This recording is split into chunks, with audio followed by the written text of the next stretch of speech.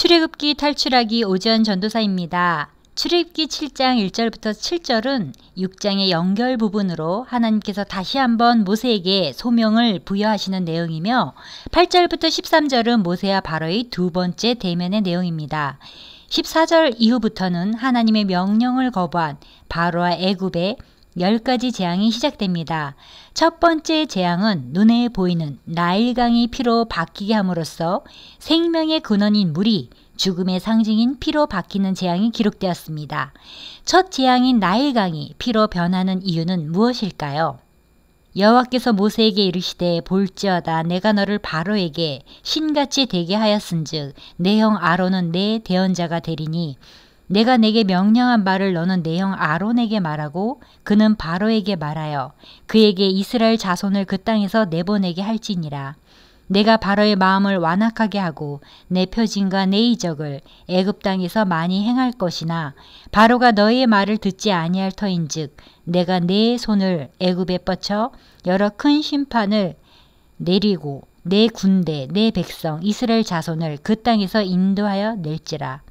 내가 내 손을 애굽 위에 펴서 이스라엘 자손을 그 땅에서 인도하여 낼 때에야 애굽 사람이 나를 여호와인 줄 알리라 하시매 모세와 아론이 여호와께서 자기들에게 명령하신 대로 행하였더라. 그들이 바로에게 말할 때에 모세는 80세였고 아론은 83세였더라. 하나님은 다시 한번 소명을 부여하시는 모세에게 바로에게 신같이 되게 하셨습니다. 출애굽기 4장 16절에는 이미 하나님께서 모세에게 너는 아론에게 하나님같이 되리라고 하셨습니다. 이 말은 하나님은 아니지만 하나님의 일을 대신하는 하나님의 종이란 말입니다. 천지창조 이후로 하나님은 사람을 통하 일하십니다. 그러므로 하나님은 사람에게 신적 권위를 주셔서 일하게 하십니다. 1절에도 여호와께서 모세에게 바로에게 신같이 되게 하신다는 말씀은 모세가 바로의 우상이 된다거나 하나님과 같은 신적인 위치에 오른다는 뜻이 아닙니다. 여기서 신, 엘로힘은 전능하신 하나님으로 이는 바로에 대한 모세의 우월성을 한마디로 압축한 말로 하나님의 말씀을 전하는 자로서 바로를 지배할 수 있는 신적인 권세와 능력을 하나님으로부터 부여받았음을 가리키는 말입니다. 비록 땅에서의 바로의 권세는 하늘을 찌를 듯하지만 하늘에 속한 권세를 소유한 모세는 오히려 그에게 신과 같은 존재가 되어 바로를 가볍게 압도하며 호령할 것이라는 의미입니다. 실제로 오늘 본문 이후부터 모세는 하나님의 말씀에 철저하게 순종했습니다. 하나님은 순종하는 모세를 높여주시고 많은 이적을 나타내게 해주셨습니다. 또한 성경에 모세의 나이가 다시 거론된 것은 성경은 구속사의 전개에 사용되는 인물들의 당시 나이를 적절히 알려줌으로써 하나님의 섭리가 역사 안에서 어떻게 성취되어 가고 있는가를 생동감 있게 보여줍니다. 당시 모세와 아론의 나이는 결코 많은 나이가 아니었으며 특히 모세와 아론의 경우에는 하나님의 능력이 함께하였기에 더욱 건강한 몸으로 일을 할 수 있었습니다.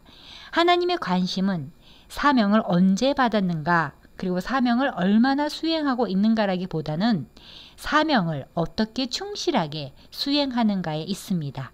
여호와께서 모세와 아론에게 말씀하여 이르시되 바로가 너에게 이르기를 너희는 이적을 보이라 하거든 너는 아론에게 말하기를 너의 지팡이를 들어서 바로 앞에 던지라 하라 그것이 뱀이 되리라.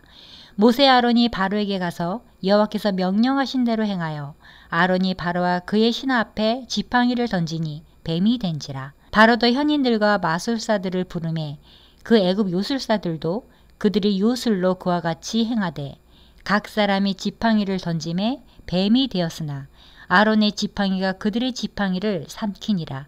그러나 바로의 마음이 완악하여 그들의 말을 듣지 아니하니 여호와의 말씀과 같더라. 모세와 아론이 두 번째 바로를 방문합니다. 하나님은 10가지 재앙을 내리시기 전에 먼저 이적을 보여주라고 하십니다. 이적은 재앙과는 다릅니다. 재앙은 직접적인 피해를 주는 것이지만 이적은 피해를 주는 것이 아닌 하나님의 능력만을 보여주는 것입니다. 당시 고대 애굽인들에게 신의 메시지를 전달하는 자로 하나님의 능력을 증명하기 위함입니다. 또한 이적을 보이는 것은 신의 사자라는 것을 증명하는 방법입니다. 그들이 이적만 보고도 회개하기를 원하였습니다. 아론은 말씀에 순종하여 지팡이를 던져서 뱀이 되게 하였습니다. 하나님은 모세의 지팡이가 아닌 아론의 지팡이를 변화시키므로 아론을 동역자로 인정하고 높여주셨습니다. 바로는 아론의 이적을 평가절하였습니다. 자신이 부리는 현인과 마술사도 지팡이로 뱀이 되게 하였습니다. 바로는 하나님의 능력도 인간의 능력과 같다고 생각하였습니다. 하나님을 믿고 장학생이 되고 박사가 되고 부자가 되고 병을 고쳤다고 간증합니다. 그러나 하나님을 믿지 않은 많은 사람도 장학생이 되고 부자가 되고 병을 고치는 사람이 많습니다. 이런 것을 생각하면 마음이 완악해집니다. 애굽의 요술사들이 지팡이를 던져서 뱀이 되게 하였는데 그것은 지팡이로 뱀을 만드는 것이 아니라 속임수입니다. 요술이라는 것도 사람의 눈을 순간적으로 속이는 것입니다. 하나님의 이적을 요술사들도 흉내를 내지만 하나님의 이적과 요술은 그 근본이 다른 것입니다. 12절 후반부에 아론의 지팡이가 그들의 지팡이를 삼키니라. 두 지팡이는 참과 거짓을 상징합니다. 모세의 지팡이가 요술사들의 지팡이를 삼켰다는 것은 애굽 신의 능력보다 하나님의 능력이 월등함을 증명하는 것입니다. 바로의 마음이 완악하여 그들의 말을 듣지 아니하니 이러한 바로의 자세는 결국 10번째 재앙까지 이어지게 됩니다. 여호와께서 모세에게 이르시되 바로의 마음이 완강하여 백성 보내기를 거절하는도다. 아침에 너는 바로에게로 가라. 보라 그가 물 있는 곳으로 나오리니 너는 나일 강가에 서서 그를 맞으며 그 뱀 되었던 지팡이를 손에 잡고. 하나님은 아침에 모세에게 나일 강가로 가라고 하셨습니다. 바로는 매일 아침 나일 강가에서 하루의 일과를 시작합니다. 아침 제사를 드리기 위하여 나오는 것입니다. 나일강의 홍수를 관장했던 신으로 알려진 쿠눔에게 헌제를 드렸던 것으로 보입니다. 이런 사실은 최근에 발굴된 파피루스의 기록에도 뒷받침되고 있습니다. 애굽인들에게 나일강은 최고의 선물이며 최고의 신입니다. 나일강 덕분에 그들이 삽니다. 그러므로 나일강은 풍요의 상징입니다. 신의 아들이라는 바로가 강에서 제사한다는 것은 스스로 신이 아닌 것을 증명하는 것입니다. 모세는 우상숭배 현장에서 바로를 만납니다. 그에게 이르기를 히브리 사람의 하나님 여호와께서 나를 왕에게 보내 이르시되 내 백성을 보내라. 그러면 그들이 광야에서 나를 섬길 것이니라 하였으나 이제까지 내가 듣지 아니하도다. 여호와가 이같이 이르노니 내가 이로 말미암아 나를 여호와인 줄 알리라. 볼지어다 내가 내 손에 지팡이로 나일강을 치면 그것이 피로 변하고 나일강의 고기가 죽고 그 물에서는 악취가 나리니 애굽 사람들이 그 강물 마시기를 싫어하리라 하라. 여호와께서 또 모세에게 이르시되 아론에게 명령하기를 내 지팡이를 잡고 내 팔을 애굽의 물들과 강들과 운하와 목과 모든 호수 위에 내밀라 하라. 그것들이 피가 되리니 애굽 온 땅과 나무 그릇과 돌 그릇 안에 모두 피가 있으리라. 17절에 지팡이로 나일강을 치면 그것이 피로 변하고 해서 치면이란 말은 낙하라는 히브리어는 돌이키로 내리치고 치명타를 가하는 것을 의미합니다. 변하고란 말은 하파크란 히브리어인데 뒤집어 엎는 것을 의미합니다. 즉 일부가 아니라 전체가 순식간에 변하는 것을 의미합니다. 실제 지팡이를 가지고 하수를 친 것은 아론이지만 하나님께서는 직접 친 것으로 말씀하십니다. 하수를 피로 만드는 것은 우상을 숭배하는 인간의 어리석음에 대한 경고이며 우상 종교의 종말을 의미하는 심판입니다. 모세와 아론이 여호와께서 명령하신 대로 행하여 바로와 그의 신하의 목전에서 지팡이를 들어 나일강을 치니 그 물이 다 피로 변하고 나일강의 고기가 죽고 그 물에서는 악취가 나니 애굽 사람들이 나일강 물을 마시지 못하며 애굽 온 땅에는 피가 있으나 애굽 요술사들도 자기들의 요술로 그와 같이 행함으로 바로의 마음이 완악하여 그들의 말을 듣지 아니하니 여호와의 말씀과 같더라. 나일강은 애굽의 국가 경제를 살찌우며 애굽 백성의 삶과 문화를 지탱합니다. 나일강에는 물고기가 늘 충만하였고 애굽 사람들에게는 그 물고기들이 일상생활의 중요한 먹거리였을 것입니다. 피는 생명인데 물이 피가 된다는 것은 죽음을 경고하는 의미가 있습니다. 따라서 나일강의 물이 피가 되는 것은 수많은 고깃대가 죽고 죽은 물고기 부패로 냄새가 나고 물을 마실 수 없게 되는 것입니다. 어떤 사람들은 상류에서 붉은 진흙이 내려오거나 붉은 벌레 등에 의해서 서서히 변한 것이라고 해석을 하지만 전혀 그렇지 않습니다. 하수가 피로 변하면 고기가 죽고 악취가 나서 사람들이 마시지 못할 물이 되었다는 것은 실제로 나일강이 피로 변한 것입니다. 나일강뿐만 아니라 하수, 운하, 못, 호수, 심지어 나무 그릇과 돌그릇의 물이 다 피가 됩니다. 이는 피 재앙이 단순한 눈속임이나 환각에 의한 것이 아닌 실제 모든 물이 못쓰게 되었다는 재앙이라는 것을 증명하는 것입니다. 여기서 나무와 돌은 성서에서 보통 우상을 가리키고 있습니다.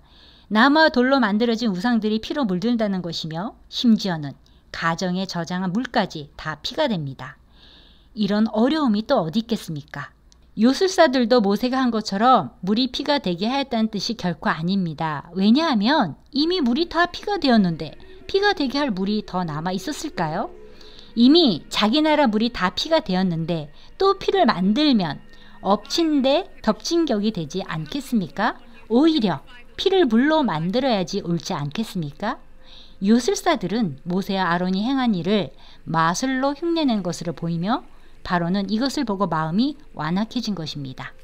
바로가 돌이켜 궁으로 들어가고 그 일에 관심을 가지지도 아니하였고 애굽 사람들은 나일강 물을 마실 수 없으므로 나일강가를 두루 파서 마실 물을 구하였더라. 여호와께서 나일강을 치신 후 이레가 지나니라.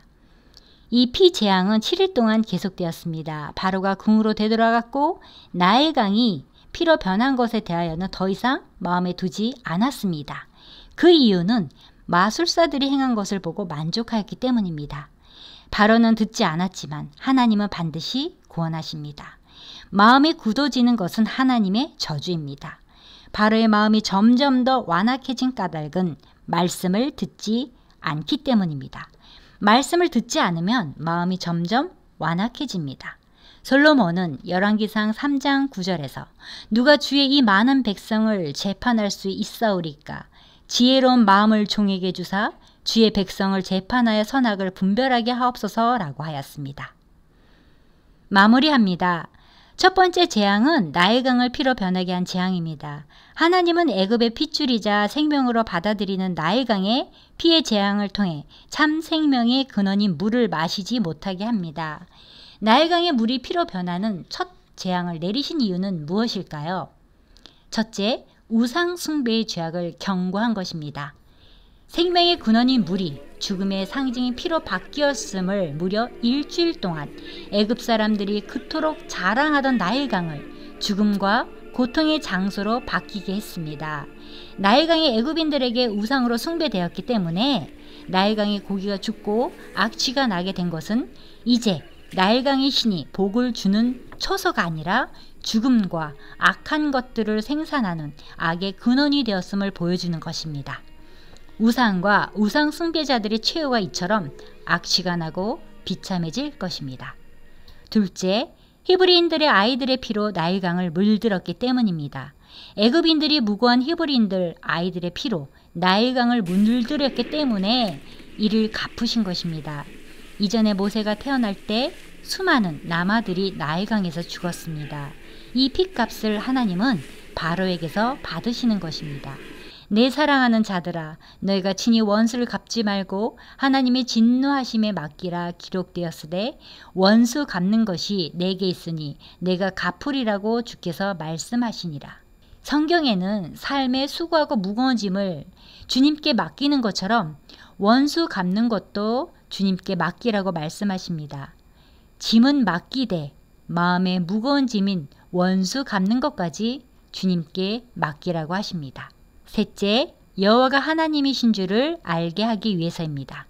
성경에는 내가 나를 여호와인 줄 알리라는 말씀이 앞으로도 계속 나옵니다. 여호와를 나타내고 인정하라는 것이 하나님의 뜻입니다. 재앙은 사람을 위한 그 자체가 목적이 아니라 여호와가 하나님이신 줄을 알게 하는데 목적이 있습니다. 율법의 대표자인 모세의 첫 번째 기적은 물이 피가 되게 하는 것입니다. 율법을 완성하러 오신 예수님의 첫 번째 기적은 물이 포도주가 되게 하신 것입니다. 모세의 첫 기적은 재앙이 있는 심판이며 예수님의 첫 기적은 은혜가 있는 축복입니다. 예수님은 세상에 계실 때에 재앙을 내리고 심판하시기 위하여 기적을 베푸신 적이 없습니다. 사마리아 사람들이 예수님을 영접하지 않는다고 요한과 야고보가 유황불을 내려 심판하자고 했지만 예수님은 거절하셨습니다. 재앙이 사람들에게 벌을 주기 위한 것이 아닌 것은 하나님은 사랑이시기 때문입니다. 샬롬.